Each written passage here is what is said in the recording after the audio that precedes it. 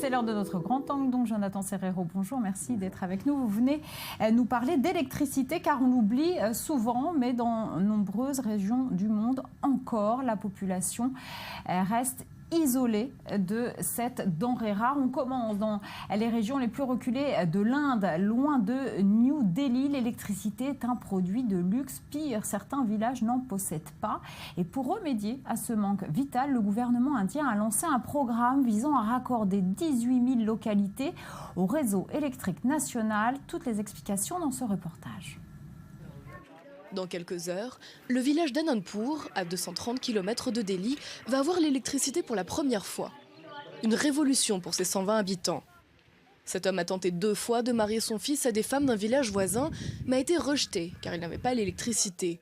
Les rares propriétaires de téléphones portables doivent marcher 1,5 km pour les recharger ou utiliser un panneau solaire, quand ils le peuvent. Ça prend 2-3 heures pour le recharger, mais quand on va travailler, on ne nous laisse pas revenir recharger notre téléphone. Et quand on revient le soir après une dure journée de travail, on mange et on dort. Et le lendemain, on repart à 8 heures du matin. Urmila Devi a grandi dans un village avec électricité. Arrivée ici après son mariage il y a 35 ans, elle a dû s'ajuster à sa nouvelle vie. C'est dur sans électricité. Les insectes tombent dedans et c'est difficile de cuisiner. C'est pour ça qu'il faut que je prépare tout avant le coucher du soleil. Je dois tout finir avant. Mais c'est le dernier jour sans électricité à Anandpur, qui fait partie d'un projet du gouvernement visant à alimenter plus de 18 000 villages d'ici 2 ans. Beaucoup sont isolés, la majorité des enfants d'Anandpur ne sont jamais allés à l'école. Et les 400 ingénieurs déployés doivent parfois faire de la randonnée ou nager pour atteindre certains endroits où ils ne sont pas toujours bienvenus. 2 de mes ingénieurs ont été enlevés par des militants d'extrême gauche. Bien sûr, on a obtenu leur libération. 2 d'entre eux ont aussi été tabassés par des locaux qui étaient opposés au projet. Donc, il y a eu beaucoup d'obstacles. À Anandpur, le moment est arrivé. 18 des 25 maisonnées ont accepté d'être raccordées. Les autres ont refusé, de peur de ne pouvoir payer les 1 ou 2 euros de facture mensuelle. Urmila Devi, elle, fait déjà des projets pour l'avenir. On va acheter des équipements électroniques pour nous divertir, parce qu'actuellement on va se coucher à 19 h puisqu'il n'y a pas d'électricité. Maintenant qu'on va avoir une télé, on va passer du temps à la regarder et dormir un peu plus tard. L'arrivée de l'électricité devrait bouleverser le quotidien des habitants d'Anandpur, qui rejoint les rangs des 7 500 villages du pays, raccordés à l'électricité au cours des 2 dernières années. Jonathan, l'électricité fait des euros en Inde, bien sûr. Elle fait également des euros en République démocratique du Congo, où il bouleverse la vie d'un petit village. Oui, on va se rendre tout de suite vers le village de Bougara, situé dans l'est du pays, de la République démocratique du Congo. Là-bas, désormais, les habitants peuvent désormais donc déambuler dans les rues la nuit tombée. Une occupation somme toute banale, Sarah, pour nous autres habitants de pays riches et développés, mais qui, pour la population locale de ce village, est vécu comme un événement exceptionnel. On écoute l'un de ses habitants. Depuis que Dieu a créé le monde, il n'y avait pas eu le courant à Bouraï. Mais grâce à l'appui de l'Union européenne, avec comme délégué Emmanuel Demerode, nous avions trouvé le courant électrique à Bouraï, avec la centrale des Matés. Alors on a entendu, Sarah, cet habitant évoquer l'aide de l'Union européenne. L'Union européenne qui a donc contribué au financement de ce barrage de Matébé qui a été inauguré au mois de décembre dernier, de l'année dernière. Les Pays-Bas ont offert 6,5 millions de dollars à la République démocratique du Congo, ainsi que le gouvernement allemand qui a contribué aussi au financement de ce barrage. Tous les deux, avec donc l'aide de Bruxelles, ont participé à l'aboutissement de ce projet. Oui, l'aide de Bruxelles, parce qu'il faut le préciser, l'Union européenne soutient et collabore avec la Banque de développement africaine pour permettre d'améliorer les conditions en Afrique. Oui, et en République démocratique du Congo principalement.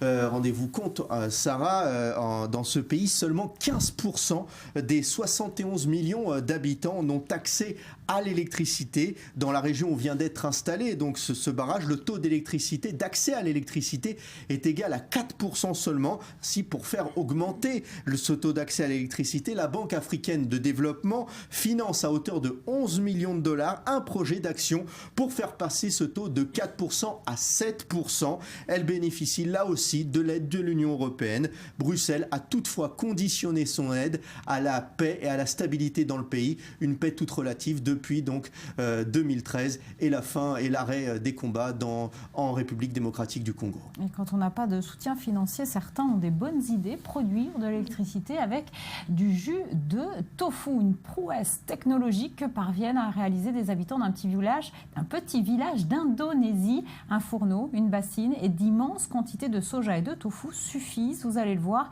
à chauffer toutes les maisons du village. Regardez. L'art du tofu, une recette qui se transmet de génération en génération. Dans ce petit village indonésien, ces producteurs fabriquent maintenant plus que cette pâte de soja. Ils récupèrent du biogaz, une énergie peu coûteuse et renouvelable. La fabrication du tofu demande d'énormes quantités d'eau à laquelle on ajoute notamment de l'acide acétique. Elle produit des rejets qui polluent les rivières et répandent une odeur nauséabonde. Désormais, ils sont traités et le gaz alimente directement les foyers.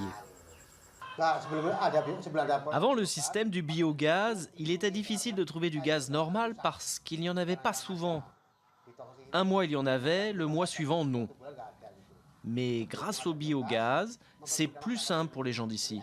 Les bénéfices sont énormes car on produit du gaz avec des déchets. À Kalisari, 150 petits producteurs participent au programme et font déjà des envieux à travers le pays. On espère que d'ici à 2017, Kalisari pourra faire participer tous ceux qui n'ont pas encore rejoint le programme. On espère que l'année prochaine, on sera un village éco-énergétique sans pollution.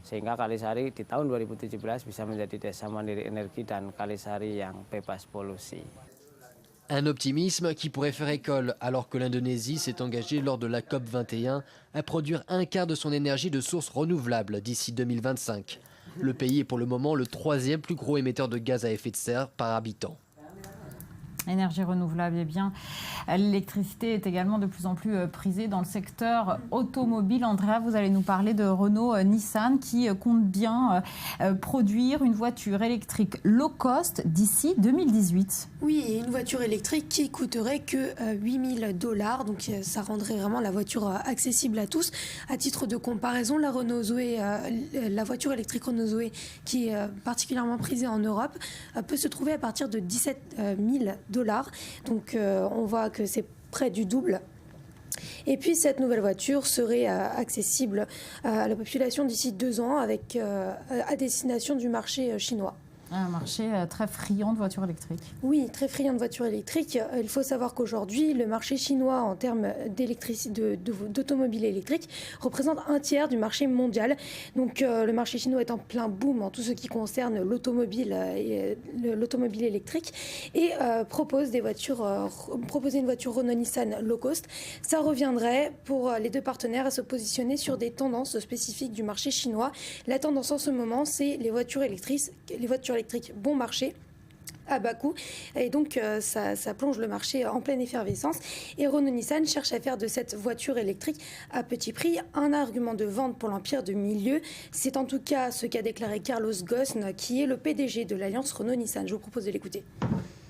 Il y a une explosion de la demande pour les petites voitures bon marché électriques en Chine.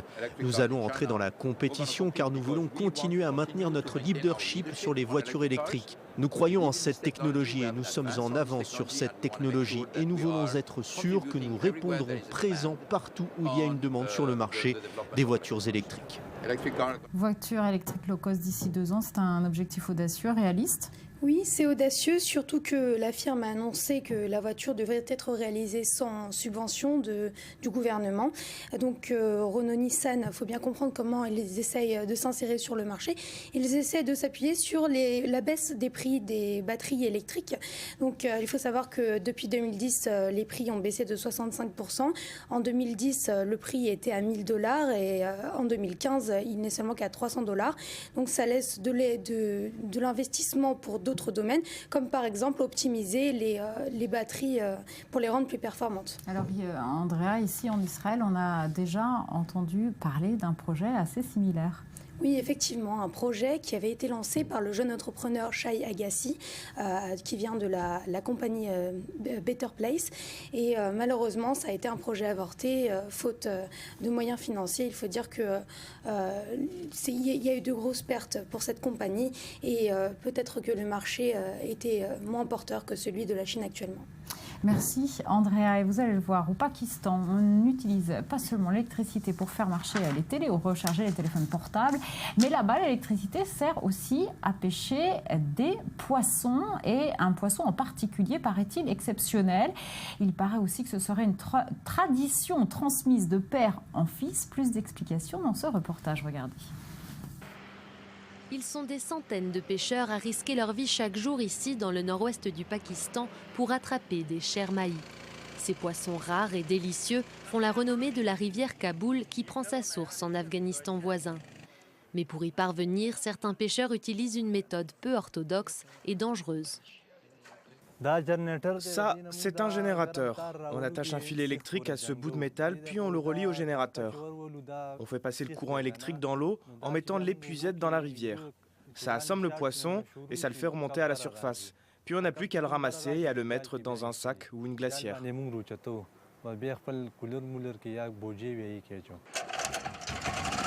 Abbas Khan pêche comme ça depuis des années, malgré les risques. Certains de ses amis sont morts électrocutés. Pêcher avec de l'électricité, des pesticides ou des explosifs est interdit au Pakistan, mais ces méthodes restent courantes aux grandes dames des habitants de la région. L'utilisation de dynamite, de générateurs ou de produits chimiques toxiques est non seulement un crime, mais c'est aussi dangereux pour la santé et cela peut entraîner des maladies. On demande au gouvernement de l'interdire complètement. Problème, il n'y a qu'une équipe de 9 hommes pour surveiller toute la zone sans véhicule ni bateau. Ils ont réussi à lancer des poursuites contre plus de 60 braconneurs et à confisquer 23 générateurs, mais aucune affaire n'a encore abouti. En attendant, ce sont les pêcheurs traditionnels qui paient le prix fort. La population de poissons a diminué et la raison principale, c'est l'augmentation de la pêche. Il y a de plus en plus de gens. Dans le passé, je pêchais 20 kilos de poissons. Maintenant, je n'en attrape plus qu'un seul kilo. C'est donc le gagne-pain et le repas favori de nombreux Pakistanais qui est menacé. Et le risque, à terme, de voir l'espèce des shermaïs disparaître complètement un jour. Et c'est maintenant l'heure du journal du sport.